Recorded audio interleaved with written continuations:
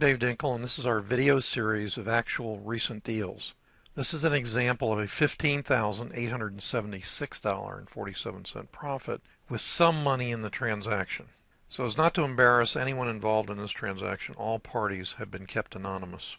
So seller A, who is the property owner, sells to buyer B, which is our student, who then sells to the end buyer C, who in this case was an individual. There was no or low money. The student borrowed money that was needed. There was no credit. No conventional lender was involved. There was no or low risk, but only to the extent of the borrowed money. And a rehab of the property was actually involved, which took about 2 months, cost $3,900, and said, "I saw your sign that you buy houses. Here's my address, and I'll be home about 5:30. This is a motivated seller. He's calling, and he's asking you to come by and see him.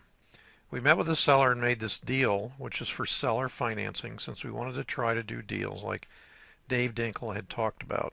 So if you don't have the money, the $7,000, that's no excuse for not doing these deals. The purchase price was $30,000, and the seller carried owner financing at 4% interest, amortized for 20 years, but the balance was payable in 60 months. That's called a 5-year balloon. The day we started working and had about 15 lookers during the next few weeks. After about 20 minutes of negotiating, they were asking $53,000 and they signed a contract for $48,500. Now here's some before and after pictures, and there's no reason to put in a lot of them. You'll get the idea on just the ones you're going to see. This is the kitchen beforehand, and this is the kitchen afterwards. So here's the HUD-1 closing statement using seller financing. Remember we said he sold it for $48,500. There it is. That's what the buyer's paying. This is what the student's receiving. Now here's what's important.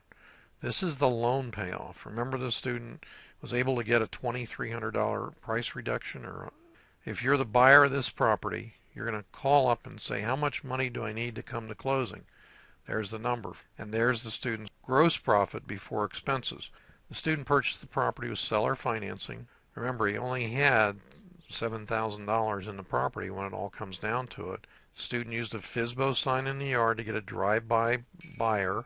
Net profit was $15,876.47.